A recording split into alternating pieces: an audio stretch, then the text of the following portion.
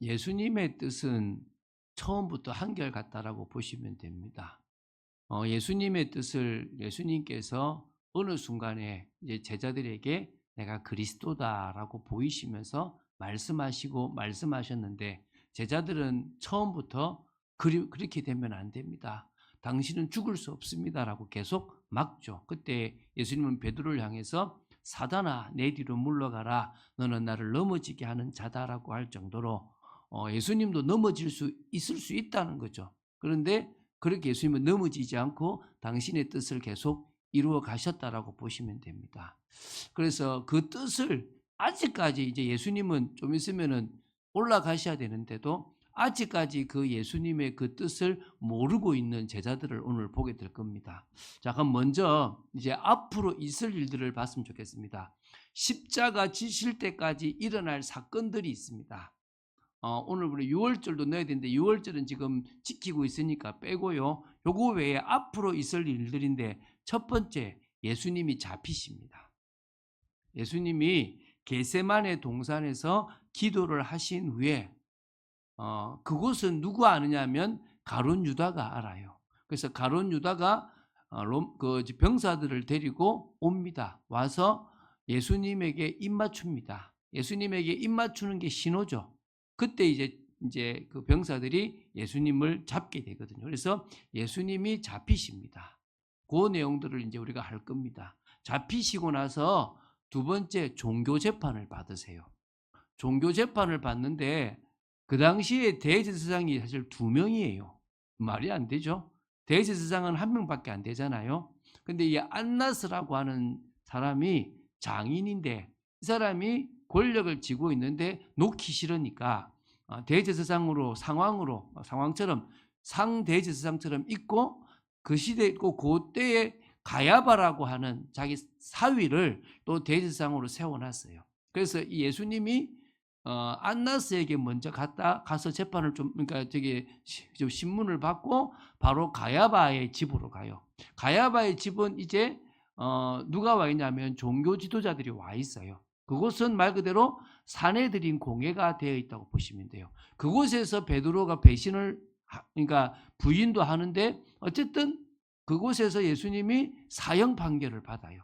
사형 판결을 받으니까 근데 중요한 것은 로마가 뭘 쥐고 있냐면 사형권, 사람을 죽일 수 있는 권한을 쥐고 있어요.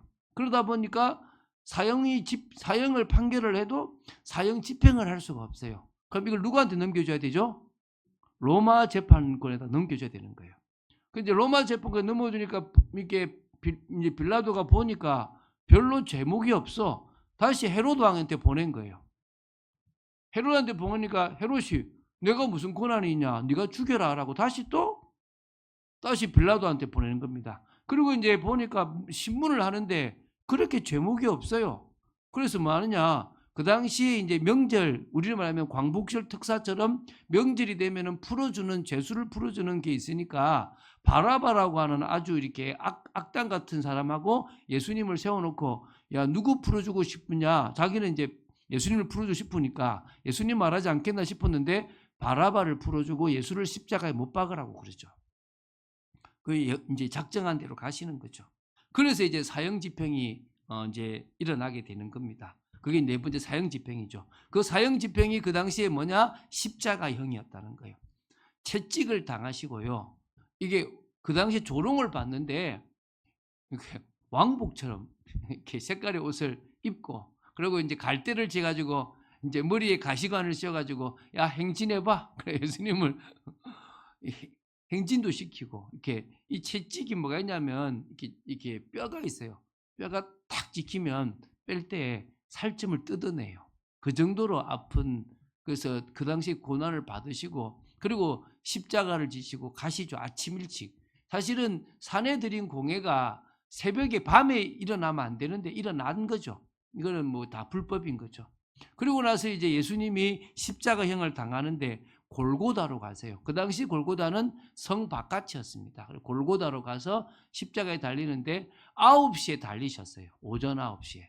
언제 돌아가셨느냐? 오후 3시에 돌아가셨습니다. 너무 기진하셔가지고 보통은 안 죽어서 이렇게 다리를 꺾어, 이게 허리를 꺾어서 죽이는데 예수님은 그냥 바로 가실 정도로 모든 걸 다 흘리신 부분들이 있는 거죠. 그 정도로 예수님의 그 십자가가 있고, 그리고 6시가 되면 안식일이 돼요. 6시가 되면. 그 사이에 3시간 동안에 뭐가 필요합니까? 장례가 필요한 거죠. 참 희한하죠. 아리마대 요셉이라고 하는 사내들인 공회원이 딱 준비되어 있었어요. 그래서 뭐냐, 바로 시체를 받아서 바로 그 옆에, 멀지도 않아요, 그 십자가 지셨던 장소에서 불과 뭐 100m도 안 떨어진 곳에 바로 장사를, 그것도 새무덤, 이 아리마대 요셉이 쓰려고 하는 그곳에 이제 했는데, 마침 그때 그 또 무덤에서 장사하는 걸 도왔던 사람이 여러분이 잘 아는 니고데모가 있어요. 니고데모가 그걸 도와주게 되죠. 이렇게 이제 앞으로 우리가 이걸 볼 겁니다. 쭉 진행되는 과정을 볼 건데요. 자, 그런 중에서 지금 이어서 지난주와 이어서 유월절 음식 잡수시는 장소에서 일어난 일들을 나누려고 합니다. 이게 예수님의 뜻은 이거고 그 당시에 제자들의 모습은 이렇다라는 것을 이제 설명하려고 그래요. 그래서 첫 번째, 예수님의 뜻을 모르는 제자들의 모습이 4가지로 나와요. 총 4가지로요. 첫 번째가 이제 뭐냐면, 인자는 이미 작정된 대로 가는 것 속에 예수님을 파는 배신이 있는 겁니다. 이게 첫 번째죠. 자, 제가 읽어볼게요. 21절입니다. 예, 넘겨주세요. 그러나 보라, 나를 파는 자의 손이 나와 함께 상위에 있도다. 이게 지금 같이 이렇게 그릇에 손을 집어넣는 사람이라고 이렇게 요한복음에도 나오는데, 여기는 그냥 나를 파는 자의 손이 나와 함께 상위에 있다 그래요. 누구죠? 가룟 유다죠, 그죠? 그래서 인자는 이미 작정된 대로 가거니와, 이 작정을 우리는 뭐라 그럽니까? 예정이라 그래요. 작정 중에서 뭐죠? 구원과 관계된 작정, 예수님의 십자가와 관계된 작정을 예정이라고 그러죠. 그래서 이미 예수님은 작정된 대로, 예정된 대로 갑니다. 그러면서 이제 그를 파는 사람에게는 뭐가 있다고요? 화가 있으리로다. 그러니까 배신하는 사람에게, 예수님을 파는 일에 배신하는 그 사람에게는 뭐가 있다는 거죠? 화가 있다. 자, 그러면 보십시오. 예수님의 뜻은 작정된 대로 가는 겁니다. 근데 그 작정된 대로 가는 데 쓰임 받지만 제자들 중에는 뭐가 일어나는 거죠? 그 뜻도 모르고 배신하고 있는 거죠. 지금 첫 번째예요. 이게 여러분 보여야 됩니다. 예수님이 하시는 거. 여러분 스가랴 11장 12절 13절에 보면요, 예수님이 은 30에 팔릴 거라는 거, 토기장이에게 던져질 거라는 거, 돈이 던져질 거라는 그 예언이 스가랴 11장 12절에서 13절에 나와요. 그러니까 가룟 유다가 은 30에 예수님을 팔고 나중에 후회하고 그것을 던졌는데, 그걸 가지고 알게다마라고 하는 그 토기장이의 밭을 사서 이렇게 나그네의 어떤 그런 장소로 쓰는 일이 이 스가랴 11장에 쓰여졌고요. 또 뭐가 있냐 그러면요, 시편 41편 9절에 또 이런 예언이 있습니다. 제가 읽어볼게요. 내 떡을 먹던 나의 가까운 친구도 나를 대적하여. 또 오늘 장면 같죠? 이게 시편 41편 9절에 나와요. 뭐라고요? 내 떡을 먹던 나의 가까운 친구도 나를 대적한다. 이게 지금 예언의 성취예요.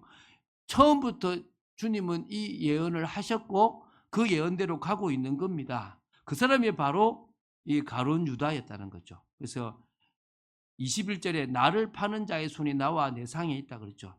그 사람에게는 화가 있다 그러는데요, 마태복음 26장 24절에는 이렇게 얘기해요. 예수님이 그 사람이 차라리 태어나지 않았다라면 그 사람한테는 좋았을 것이다. 그 정도로 안타깝다 이거죠. 예수님이 뽑으신 12명의 제자 가운데, 그래서 여러분 요한복음에는요, 이 다른 복음사하고 다르게 처음부터 안 믿었다 이렇게 얘기를 해요. 12명의 제자 가운데 처음부터 믿지 않았던 사람, 도둑이다라는 표현이 요한복음에는 나와요. 그래서 차라리 태어나지 않았더라면 차라리 이 일에 쓰임 받지 않았더라면 좋은데 누구는 쓰임 받아야 되잖아요. 여러분, 이 나라가 뭐 하나님의 작정 속에 팔렸었어야 되는 부분이 있었겠죠. 그런데 그 나라를 파는 일에 쓰임 받으면 그럼 매국노잖아요, 그죠? 그럼 좀 비참하죠, 그죠? 그런 일이 우리나라에도 있었잖아요. 그것처럼 예수님은 작정된 대로 가는 겁니다. 그 일에 쓰임 받으면 안타깝죠. 여러분이 복된 일에 쓰임 받게 되기를, 주님의 뜻을 알아서 그 뜻에 맞는 인생 되기를 바랍니다. 두 번째요, 섬기는 자로 너희 중에 있노라. 이 27절이에요. 예수님은 뭐라고요? 27절에 보면은 뒤에 보면은 그러나 나는 섬기는 자로 너희 중에 있노라. 그러니까 예수님이 섬기는 자로 있고 또 우리 제자들도 우리도 섬기는 자의 자리에 있기를 원하는데 24절에 뭐합니까? 다툼하죠.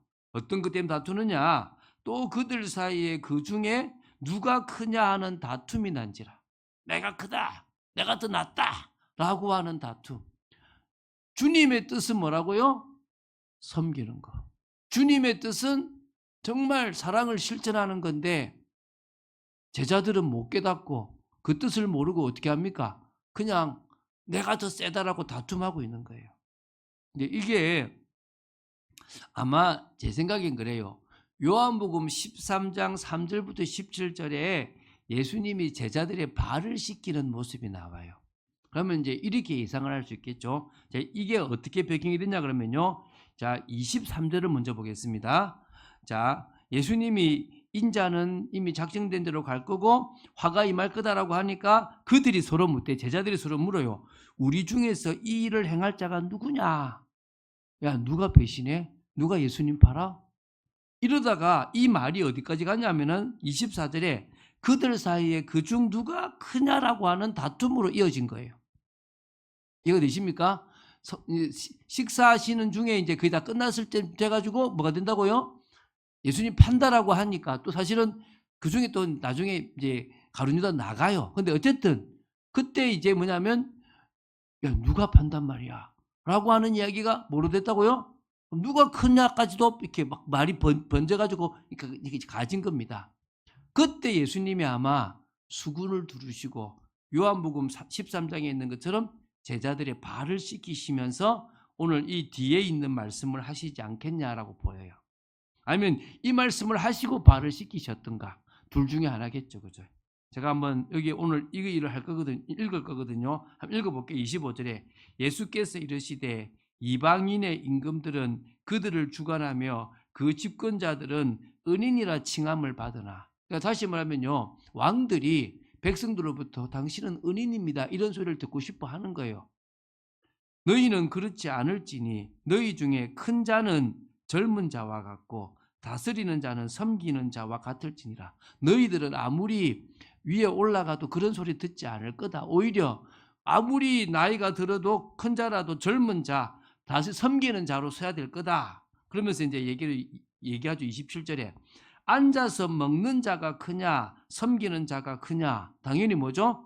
앉아서 먹는 자가 큰 것은 당연한 것이다. 그러나 나는 너희들 앞에 앉아서 먹는 자로 서고 싶지 않고 섬기는 자로 너희 중에 있고 싶다. 너희들도 그렇게 하라라고 말씀하신 거예요. 이해가 되십니까? 그래서 여러분 이 누가복음에 보면 누가 크냐라고 하는 변론은 또 나와요. 누가복음 9장에 보면 46절에 막 변론이 일어나니까 예수님이 어린아이 하나를 불러가지고 이 어린아이처럼 이렇게 뭡니까? 되는, 그래서 그 자가 진짜 뭐다? 큰 자다라고 이렇게 말씀하셨잖아요. 그러니까 이 두 번 있었다라고, 이 다른 데 있었던 걸 여기 뺀 게 아니라 누가복음 9장에도 이 사건이 있었으니까 이 예수님 식사하시는 이 유월절 잔치에 이거 식사하는 곳에서도 뭐가 있었단 말이죠? 다툼이 일어났다라는 거죠. 세 번째입니다. 세 번째. 28절부터 30절인데요. 예수님은 하나님 나라의 일을 맡기는 게 주님의 뜻이에요. 그런데 자기들은요, 막 이것저것 육신적인 것 막 시험 드는 거예요. 아무것도 아닌 것에. 한번 볼게요. 28절. 너희는 나의 모든 시험 중에 항상 나와 함께 한 자들인즉 그러니까 예수님이 3년 6개월 동안 많은 유대인들로부터 시험 당할 때 같이 있었지 않냐. 그걸로도 귀하다. 내 아버지께서 나라를 내게 맡기신 것 같이, 맞죠? 성부 하나님이 성자 하나님한테 하나님 나라를 맡겼죠. 그죠? 나도 너희에게 맡긴다. 그럼 이제 뭡니까? 그 나라를 지금 누구한테 맡긴다는 거예요? 제자들에게 맡기는 거죠. 우리한테도 맡기시는 거죠. 그러면 주님의 뜻은 하나님 나라를 이루는 일에 우리가 쓰임받기를 원하는 겁니다. 너희로 내 나라에 있어 내 상에서 먹고 마시며 또는 보좌에 앉아 이스라엘 12지파를 다스리게 하려 하노라. 그래서 내 뜻은 뭐냐? 너희들이 나와 같이 저 천국에서 12지파를 다스릴 만한 권세를 가졌으면 좋겠다 이거예요. 그런데요, 보세요. 31절에 시몬아 시몬아 보라 사단이 너희를 밀가부르듯 하려고 하였으나 뭐죠? 밀 알죠? 쭉정이 탁 날리듯 이건 거죠. 욥이 생각 안 납니까? 요구했다 그러잖아요. 하나님한테 요구한 사단이 있죠. 뭐라고요? 저 욥이요 저렇게 잘 믿는 거는 복을 줘서 잘 믿는 거예요. 이런 거잖아요. 그처럼 지금 뭡니까? 하나님 저들이 지금 저 제자로 있는 것은 예수님이 저 보여주고 잘하니까 그렇지 라고 지금 한 거야. 밀가부르듯 막 흩으려고 하는 거죠. 지금 시험을 주려고 하는 거예요. 그래서 지금 뭐라 그럽니까? 32절에 그러나 내가 너를 위하여 내 믿음이 떨어지지 않기를 기도하였노니. 특히 지금 베드로가 그 중에서 가장 밀가부르듯 까부는데 뭐합니까? 가장 지금 낭패를 보는 사람이 되는 거죠. 11명의 제자 중에서 너는 돌이킨 후에 뭐요? 밀가부른 데서 완전 넘어져가지고 저주까지 하잖아요. 저주까지. 그죠? 예수님을 부인하다 못해서 뭐요? 저주까지 해요. 거기서 뭐요? 돌이킨 후에 내 형제를 굳게 하라. 이게예요. 지금 이해되십니까? 그러니까 이제 베드로가 뭐라 그럽니까? 그가 말하되 주여 내가 주와 함께 오게도 죽는 데에도 가기를 각오하였나이다. 이러시되 베드로야 내가 내게 말하노니 오늘 다 굴기 전에 내가 3번 나를 모른다 부인하리라 하시니라. 이것 갖고요 어떤 목사님들이 자꾸 이렇게 성경 퀴즈 낼 때 예수님이 그러니까 베드로가 닭을 몇 번 울 때 3번 부인할까요? 이렇게 물어요. 그러니까 막 사람들은 뭐 1번, 2번, 3번 그러니까 그럼 모른다 이렇게 얘기하거든요. 근데 여기는 안 나와요. 근데 몇 번 울까요? 닭이 몇 번 울까요? 성경에 나올까요? 안 나올까요? 나옵니다. 몇 번 울까요? 2번 웁니다. 마가복음에 2번 운다고 나옵니다. 어느 선교사님이 저 불가리아에서 애들한테 자신 있게 이 문제를 낸 거예요.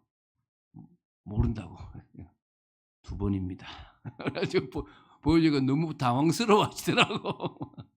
2번입니다. 근데 뭐 지금은 안 중요하니까 자 다시 돌아와서 지금 하나님의 나라 일을 맡기려고 하는데 그들은 지금 그걸 맡을 정도가 아니라 뭐죠? 자신들에게 오는 이 시험도 못 이겨가지고 예수님을 부인하고 다 도망갈 상황이라는 거예요. 이제 그 얘기는 또 이어서 하겠습니다. 4번째입니다. 그러면서 이제 36절부터 나오는데요. 뭐하냐 그러면 이게 좀 의역이 필요해요. 말씀의 검으로 무장해라라고 하는 겁니다. 근데 이 말을 이해 못해서 우리 검 2자루 있는데요 이러고 있어요. 한번 볼게요. 35절입니다.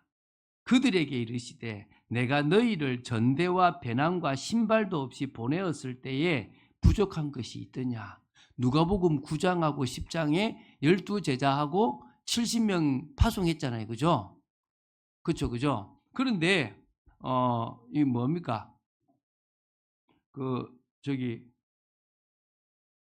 예, 됐습니다. 예.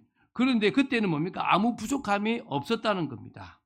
근데 이제 이르시되 36절입니다. 이제는 전대에 있는 자는 가질 것이라는 거예요. 또 배낭도 그리하라는 겁니다. 검 없는 자는 겉옷을 팔아 살지어다. 여러분 겉옷은요 자기 이스라엘 백성들에게나 그 중동에는 가장 소중하고 이거는 마지막까지 있어야 되는 겁니다. 그걸 팔아서 뭘 사라는 거죠? 검을 사라는 거예요. 칼 사라 이 말이죠. 그러니까 이제 그 37절 내가 너희에게 말하노니 기록된 바 그는 예수님입니다. 이게 지금 어디 나오는 말씀이냐면 이사야 53장 12절에 나오는 말씀이에요. 불법자의 동류로 악한 자의 동류로 여김을 받았다 한 말이 내게 이루어져야 하리니. 그러니까 예수님이 불법자하고 똑같은 거기에 동참한 사람으로 취급될 건데 그 말이 이루어질 거다. 그러니까 너희들이 이제 뭘 사라? 겉옷을 팔아가지고 가장 중요한 겉옷을 팔아서 뭘 사라? 검을 사라. 그러니까 이게 보십시오. 38절에 그들이 여짜오되 주여 보소서 여기 검 2개가 있는데요. 그러니까 뭐라 그럽니까? 족하다. 이거 있잖아요. 뭐 어떡하냐면 여러분 이걸 어떻게 보시면 되냐면 여러분 친구 영화의 가장 하이라이트가 뭐죠? 뭐죠? 이렇게 칼로 막 찌르잖아요. 이렇게. 그렇죠? 탁 찌르니까 그때 뭐라 합니까? 그 사람이 뭐라 하죠? 고마해라. 많이 묻다 아이가 이러잖아요. 갑자기 다들 모르신 것 같은데 그렇게 얘기를 해요. 그 말은 많이 먹었다 이런 개념이 아니고 이제 됐다 이거잖아요. 족하다는 말이 아이고 이해를 못하는구나 이 말인 거예요. 왜냐하면 나중에 베드로가 검을 가지고 병사 중에 한 명 말고의 길을 잘라요. 그때 뭐죠? 검으로 일어난 사람은 검으로 망한다. 내가 오늘 이곳에 하늘 군대를 동원 못해서 잡혀가는 것 같으냐라고 말씀하세요. 그러면은 그 검이 지금 눈에 보이는 이 검은 아니잖아. 그럼 무슨 검이란 말이죠? 말씀의 검이라는 거예요. 돈이라고 해서 그냥 돈이 아니라 우리가 이제는 뭐요? 무장하라는 거예요. 앞으로 너희들에게 엄청난 일들이 올 거고 시험될 일이 있으니까 무장하라 이거예요. 그러니까 지금 4가지 뭐죠? 인자는 작정된 대로 십자가를 향해서 가는데 거기에 깨닫지도 못하고 배신하는 사람이 있고 섬기는 자로 서기를 원하는데 내가 최고다라고 하고 있고 또 뭡니까? 하나님의 일을 맡겨서 저 12지파를 다스리는 권한을 주고 싶은데 아주 아무것도 아닌 것에 시험 들어가는 거예요. 그리고 이제 앞으로 너희들에게 환란이 올 거니까 말씀의 검을 준비하라 그러는데 요 검 있는데 이거 있으면 돼요? 라고 하는 말도 안 되는 소리를 하고 있다는 거예요. 오늘 이게 이해되십니까 지금? 자 그러면 봅시다. 좀 시간 많이 지났는데 이 2번째입니다. 그럼 예수님의 제자 사역은 실패냐? 당연히 아니겠죠. 자, 첫 번째 예수님의 제자 사역은요. 3년 6개월 동안 제자들과 함께 하시면서 제자들을 확립하시고 했습니다. 사실은 원하는 자들을 부르셨기 때문에 그들과 동거하셨습니다. 맞습니까? 특히 관계를 중심으로 당신이 모범을 제시해 주셨고요. 또 말씀을 가르치시면서 질문하고 대화하고 현장에 파송도 하시고 계속적으로 점진적으로 훈련을 하셨습니다. 그런데 십자가를 딱 지시기 전에 제자들의 모습이 나와요. 어떤 모습이 나옵니까? 여전히 예수님이 왕이 되시면 내가 한 자리 차지해서 누가 큰지 육신적인 생각에 빠져 있어요. 이제 좀 2번째 넘어가십시오. 십자가 지시기 전에 제자들의 모습이에요. 겟세마네 동산에서 야 깨어 기도하라 그러는데요. 한시도 깨어서 기도 못할 정도로 속고 있는 자들인 거예요. 그럼 실패냐? 아니에요. 예수님의 제자 사역의 완성은 3번째죠. 성령의 역사가 있어야 제자 사역이 완성됩니다. 할렐루야. 여러분 교회에서요. 제가 보면 공무원 출신, 교사 출신 이런 분들은요. 성령의 역사 없이도 교회 일을 잘해요. 신앙생활 잘해요. 그 보면 있잖아요. 교회를 꾸준하게 여러분 교회 꾸준하게 나오는 것도 되게 어려운 일이에요. 근데 뭔가 규모가 있는 사람들은 성령의 역사 없이도 열심히 해요. 근데 깊어지지가 않고 감사가 없을 수 있고 또 그 속에서 참 응답을 못 받아요. 그런데 성령의 역사를 체험한 공무원, 성령의 역사를 체험한 교사나 이런 사람들은요, 그 규모와 다르게 더 하나님의 은혜 속에 들어가는 거예요. 믿습니까? 오늘 이렇게 연약한 제자들이라도 마지막 정점인 성령의 역사가 있으면 모두 순교할 만큼 제자로 바뀌는 거예요. 믿습니까? 그렇게 부인하고 도망갔던 연약한 모습의 베드로가 성령의 역사를 받고 나서 달라졌잖아요. 믿습니까? 오늘 저와 여러분도 마찬가지예요. 성령의 역사가 종집으로 찍어져야만 되는 거예요. 그래서 자꾸 그걸 제가 강조하는 거예요. 자, 그런 의미에서 이제 이 시대에 예수님의 뜻을 깨닫는 제자로 우리가 서야 될 것입니다. 이게 이제 제가 말하고 싶은 핵심이에요. 1번을 보고 우리가 지금 이 3번에 대한 생각을 가져야 되겠죠. 자, 세 가지 간단하게 말하겠습니다. 여러분, 지금 아직도 예수님의 뜻을 모르고 현실에 매여 있는 성도들의 모습이 많아요. 맞습니까? 주님은 뭘 원하겠습니까? 사명 감당할 때라고 말씀하십니다. 할렐루야. 여러분, 현실에 매이지 마시기를 예수님의 이름으로 축원드립니다. 그렇다고 해서 뭐 다 바치고 뭐 진짜 막 이걸 말하는 게 아니에요. 속지 말하는 거예요. 제가 목회자로 서다 보니까 참 안타까운 게 제가 하는 행동들이 여러분이 볼 때는 목사님은 목사님이니까 그러지 않냐라고 생각을 자꾸 하게 돼요. 그런데 제가 여러분에 보일 수밖에 없어요. 가정에도 매이지 않으려 그러고 자식에게도 매이지 않으려 그러고 물질에도 매이지 않으려 그러고 내 성공에도 매이지 않으려 그래요. 그럼 저도 그런 고민이 오죠. 그런 현실에 매이는 제 모습이 아니라 오늘도 눈을 뜨면 사명 감당하는 삶을 살아가는 제가 되려고 하는 거예요. 할렐루야. 여러분, 주님의 뜻이 뭐라고요? 현실에 매여 방황하거나 힘들어하는 게 아니라 사명 감당하기 위해서 은혜 속으로 들어가는 겁니다. 그런 여러분 되시기 바랍니다. 두 번째는요, 우리는 자기 기준에 자꾸 시험을 듭니다.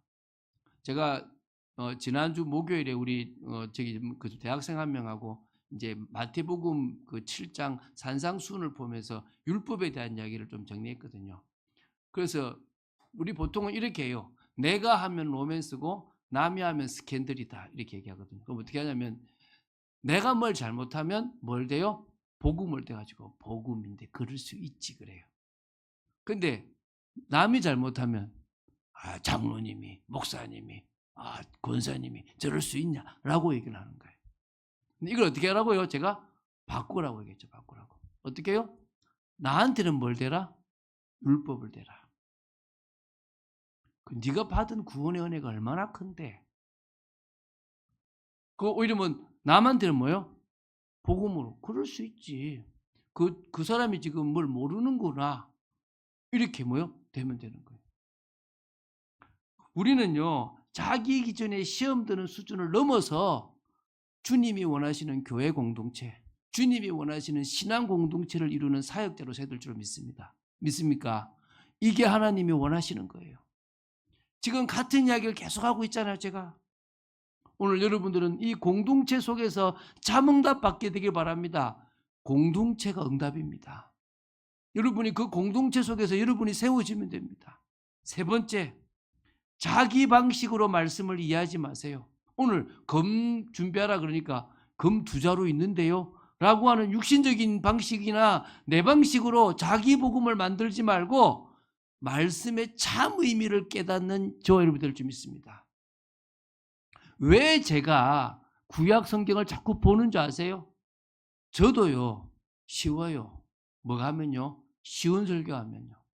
제가 전에 있는 교회에 있을 때요, 주일 강단 메시지를 하루에 한 대지씩 이렇게 했어요. 그러면요, 딱 눈 감으면 진짜 5분 만에 준비가 돼요. 포인트만 딱 잡아서 얘기하면 되니까. 성도들이 얼마나 좋아하는지 아세요? 그런데요, 안 늘어요, 신앙이. 왜죠? 자기 방식으로 말씀을 이해해요. 한 번은 창세기부터 요한계시록까지를 전체를 다 봐야 돼요. 한 번은 교리가 뭔지를 다 봐야 돼요. 그러면 쉬운 정리를 딱 할 때 그 깊은 의미까지 이해돼요. 여러분은 말씀의 참 의미를 깨닫게 되기를 바랍니다. 그래서 지금 우리가 말대라고 첫 번째 뭐요? 사명 감당할 때 현실에 매이지 말고, 두 번째 뭡니까? 시험 들 때가 아니고 공동체의 일호 사역자가 되는 겁니다. 세 번째는 뭐요? 자기 방식으로 말씀을 이해하는 게 아니라 말씀의 참 의미를 깨닫고 말씀의 검을 준비하는 저와 여러분 되될 줄 믿습니다. 그래서 결론 맺겠습니다. 지금은 말 때다, 기도할 때다. 성령의 역사가 있어서 현실을 넘는 사명 감당하는 시험을 들던 자신의 공동체를 이루고 말씀의 참 의미를 깨닫고 올바른 방향을 향해서 믿음으로 나아가기 위해서는 지금 말 때다, 기도할 때다. 그럴 때 성령이 여러분에게 역사하실 줄 믿습니다. 혼자 기도가 안 되기 때문에 우리 젊은이들은 젊은이들로 기도할 거고요. 우리 성도들은 성도들대로 기도해서 전 성도가 같이 기도 속에서 하나님의 역사를 체험하게 되기를 주 예수 그리스도님 축원드립니다. 주는 그리스도시요 살아계신 하나님의 아들이심을 고백합니다. 오늘도 예수님의 뜻은 작정된 대로 가시는 거고 제자들이 섬기는 자로 가는 거고 하나님의 나라의 이 중요한 일을 맡겨서 같이 영광 중에 들어가는 거고 또 말씀의 검으로 무장하기를 원하시는 건데 배신하고 다투고 시험 들고 말씀을 이해 못하고 육신적으로 이해하는 그런 모습들이 사실은 있습니다. 아버지, 이제 저희들이 정말 현실에 매인 성도의 모습이 아니라 사명 감당하는 주님의 뜻을 깨닫는 제자가 되게 하여 주시옵소서. 자기 기준에 시험 드는 것이 아니라 공동체를 이룰 사역자로 서게 하시고 자기 방식으로 말씀을 이해하는 것이 아니라 말씀의 참 의미를 깨닫고 말씀의 검을 준비하는 성령의 역사를 체험하기 위해서 기도하는 저희들 되도록 지켜 주시옵소서. 주 예수 그리스도 이름으로 기도드립니다. 아멘.